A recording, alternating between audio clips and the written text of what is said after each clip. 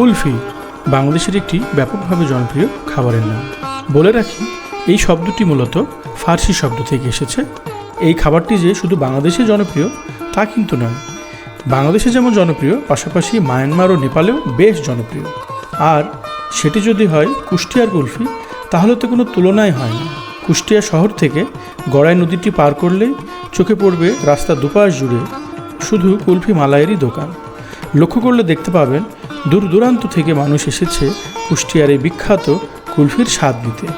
আজ আমরা বাইক যোগে ছুটে চলেছি রবি ঠাকুরের কুঠিবাড়ির সামনের বিখ্যাত কুলফির স্বাদ নিতে। চলুন আপনাদেরকে সাথে নিয়ে যাই।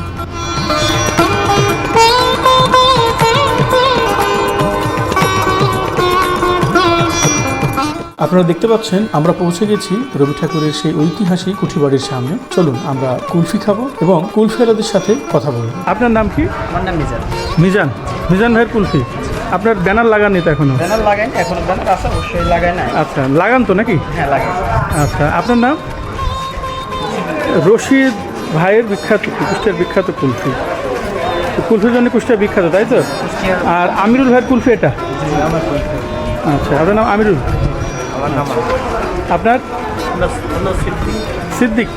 সিদ্দিক ভাইয়ের বিখ্যাত কুলফি। আপনার নাম? আমার নাম মোহাম্মদ সুরত আলী শেখ।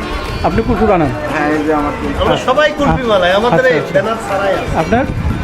আমার কুলফি সুমন ভাইয়ের কুলফি। সুমন ভাই কুলফি বানাই, বাহ, সবারই স্পেশাল।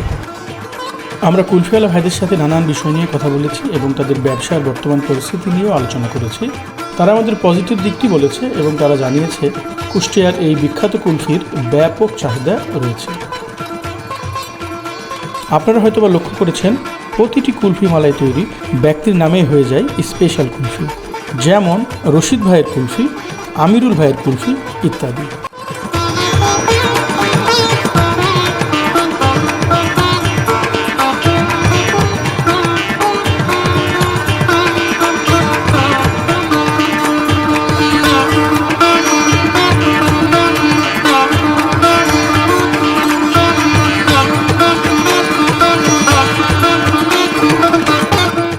আচ্ছা, কুলফি খেতে আসছেন, কেমন লাগে? ভালো লাগে?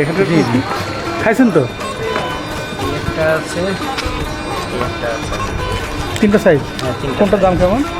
এটা হচ্ছে 40 টাকা। আচ্ছা, এটা 70 টাকা, এটা 100 টাকা। আচ্ছা আচ্ছা, 40। সবচেয়ে ভালো আছে 100 টাকা। 100 টাকা সবচেয়ে ভালো। আর আমাদের আমিরুল ভাইয়ের কুলফি একই সাইজ, ওটা দেখান একটু কেমন।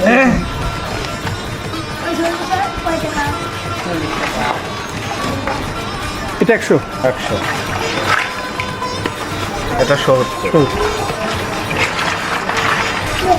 এটা 40।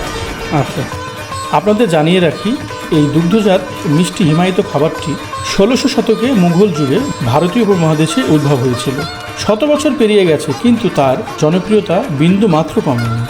জেনেছি এই কুলফি মালাই তৈরিতে নানা রকম মশলা ব্যবহৃত হয়, তবে মুঘল আমলে পেস্তা ও জাফরানের উপস্থিতি ছিল, তা এখন আর লক্ষ্য করা যায় না।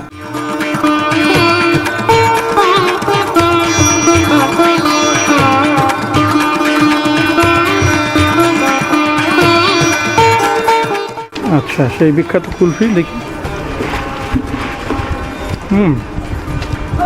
বেশ ভালো স্যার। তা মনে করেন আমিরুল ভাই কত বছর বানাচ্ছেন? আমি 16 বছর।